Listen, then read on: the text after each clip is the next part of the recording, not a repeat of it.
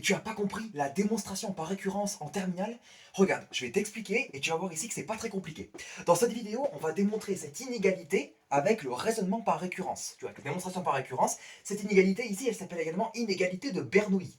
Elle te dit que pour tout n strictement supérieur à 1, donc pour tout entier naturel n strictement supérieur à 1, et pour tout réel x supérieur ou égal à moins 1 tel que x est non nul, on a ici 1 plus x à la puissance n qui est strictement supérieur à 1 plus n fois x. Comme je t'ai dit, on va effectuer ici une récurrence, et une récurrence sur l'entier naturel n qui est posé ici. Je te rappelle les 3 étapes de la démonstration par récurrence. La première étape, c'est l'initialisation. En fait, tu vas initialiser ta propriété. Parce qu'en fait, cette propriété, au sein de notre démonstration, on va l'appeler P de n. Tu vois, c'est cette phrase. P de n, c'est la proposition, la propriété qui te dit que pour tout entier naturel n, etc. Et ça, tu as 1 plus x à la puissance n qui est strictement supérieur à 1 plus n fois x. Donc en fait, on va vérifier la propriété à un certain rang. Et en fait, le premier rang ici qui est possible pour n. Je vais t'expliquer ça tout à l'heure. Ensuite, l'hérédité. Tu vas en fait démontrer que si tu prends un entier naturel que tu fixes, tu vas démontrer que si ta proposition elle est vraie à ce rang, elle sera vraie au rang n plus 1. C'est une application, et en fait il faut que tu vois en fait comme des dominos, tu vois. C'est-à-dire que les dominos, si tu en fais pousser un, ça en fait pousser un autre. Et bien en fait, si ta proposition elle est vraie au rang n, alors elle va faire pousser au rang n plus 1, tu vois. Elle va être vraie au rang n plus 1, et ainsi de suite. C'est-à-dire que si elle est vraie à un certain rang, elle sera vraie au rang suivant. Mais si du coup elle est vraie à ce rang suivant, elle sera vraie au rang d'après, etc. Et ainsi de suite. Et donc du coup, elle sera vraie pour tout entier naturel n, tu vois. Et ensuite, la conclusion, je te mettrai à la fin comment rédiger la conclusion, mais tu vas voir ici, c'est voilà, qu'il n'y a rien de compliqué. On commence avec l'initialisation. Pour les curieux en mathématiques, cette inégalité, elle peut également se démontrer par la convexité, mais nous ici, dans cette vidéo, on va s'intéresser à la récurrence. Bon, on commence ici notre démonstration par récurrence. Mais avant de commencer, on va déjà ici poser notre propriété qui est la suivante, notre proposition. Donc on pose P de n, notre proposition, qui est celle-ci. Dans le monde du supérieur d'ailleurs, c'est ce qu'on appelle un prédicat, tu vois, ça va dépendre de n. Et nous, donc on va faire notre récurrence sur n. On commence à initialiser à n égale combien? Alors, si tu me dis qu'on utilise n égale 1, c'est complètement faux ici, parce que là c'est marqué n strictement supérieur à 1, donc on va pas commencer à n égale 1, tu vois, on va commencer à n égale 2. Alors tu peux commencer à initialiser à n égale 3, par contre dans la conclusion à la fin, il faudrait bien que tu dises que ta propriété elle est vraie au rang n égale 2, tu vois, pour démontrer l'inégalité dans son intégralité, tu vois. Donc ici nous, pour éviter voilà, la rédaction de la conclusion, etc., on va commencer à n égale 2, comme ça, il n'y a pas de souci.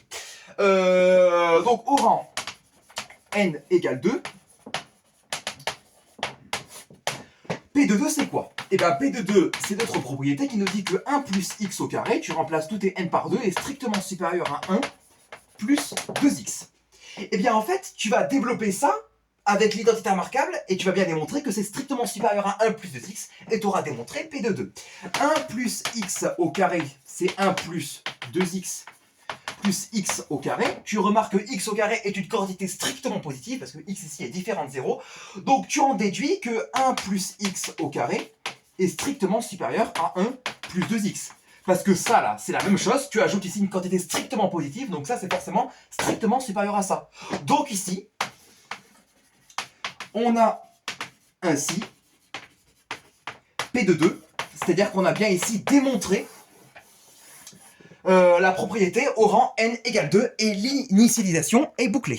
Maintenant ici on va passer à l'hérédité. Alors l'hérédité ça fait un petit peu peur, c'est l'étape la plus compliquée de la démonstration par récurrence et c'est vrai tu vois. Donc ici pour démarrer l'hérédité, je vais d'abord ici te présenter une erreur qui est extrêmement fréquente et qu'il ne faut surtout pas faire le jour de ton bac, tu vois.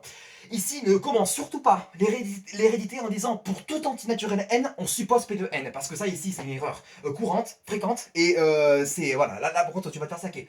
Pourquoi? Parce que c'est l'objectif, en fait. C'est l'objectif de ta démonstration. Ce que tu veux démontrer, c'est que pour tout antinaturel n strictement supérieur à 1, tu as P de n.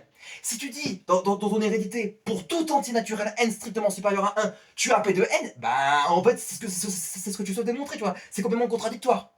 Je te rappelle ici que l'objectif de la démonstration par récurrence, un entier naturel que tu fixes, alors si tu supposes P de n vrai, tu as la proposition à ce rang vrai, ce qu'on appelle l'hypothèse de récurrence, alors elle sera vraie au rang n plus 1. D'accord? Et comme ça, si ça marche pour un entier naturel n fixé, ça marchera pour tout entier naturel n, tu vois. D'ailleurs, tu avais commencé ici à P de 2, etc. Donc, c'est pour ça ici, ne fais surtout pas l'erreur au jour du bac de dire pour tout entier naturel n, on suppose P de n, parce que c'est ce que tu souhaites démontrer et c'est contradictoire. Donc, tu commences l'hérédité en disant soit n appartenant à n fixé. Voilà, tu prends un entier naturel n que tu fixes. Tu supposes P de n. Donc là, maintenant, tu dis on suppose P de n. C'est-à-dire que 1 plus x à la puissance n est strictement supérieur à 1 plus n fois x. Je ne remarque pas ici les conditions sur n et sur x, elles sont écrites au-dessus.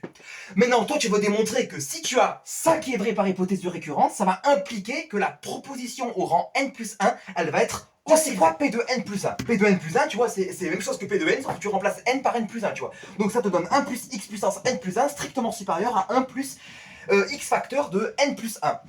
Tu veux démontrer ceci. Donc tu veux démontrer ici une implication, tu vois. Mais tu sais que par hypothèse de récurrence, tu as ça qui est vrai. Donc, tu peux partir de là, tu vois. Tu peux partir du fait que 1 plus x puissance n, tu sais que c'est strictement supérieur à 1 plus nx, ce que tu supposes par hypothèse de récurrence. Là, ton hypothèse de récurrence, elle se trouve ici. Du coup, ça va impliquer que quoi? Bah, si tu multiplies tout par 1 plus x, parce que ton objectif à la fin, c'est faire apparaître du 1 plus x puissance n plus 1. Et ça, c'est égal à 1 plus x puissance n fois 1 plus x, tu vois. Ah bah, si tu multiplies par 1 plus x des deux côtés, tu vas obtenir ici du 1 plus x puissance n plus 1. Donc après, ici, je vais avoir du 1 plus n x, le tout multiplié par 1 plus x.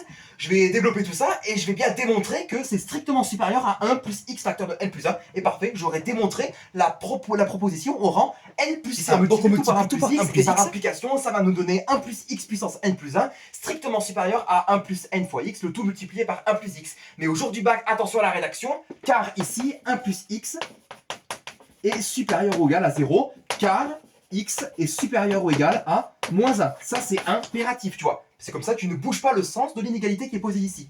Maintenant, tu vas développer ce qui est posé là. Là, c'est double distributivité, on développe, ça nous fait du 1 plus n fois x, plus ensuite, du coup, x, plus du coup, nx carré. D'accord?